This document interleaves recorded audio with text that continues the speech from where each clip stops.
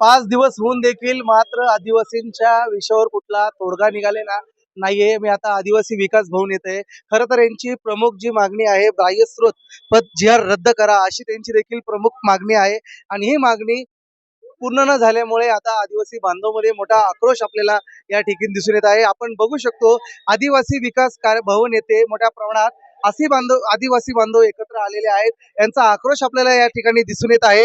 असं देखील सांगण्यात येत आहे की 5 वाजता मी आतमध्ये जाणार, माझ्यावर गुन्हा दाखल करा अशी देखील त्यांची मागणी आहे.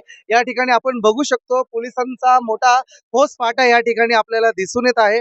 पोलिसांनी बॅरिकेड्स देखील लावलेले आहेत. खरं तर आश्रम कर्मचारी वर्ग 3 वर्ग 4 यांना बेरोजगार असल्यामुळे आता त्यांना पुन्हा हजर करावा अशी त्यांची प्रमुख मागणी आहे.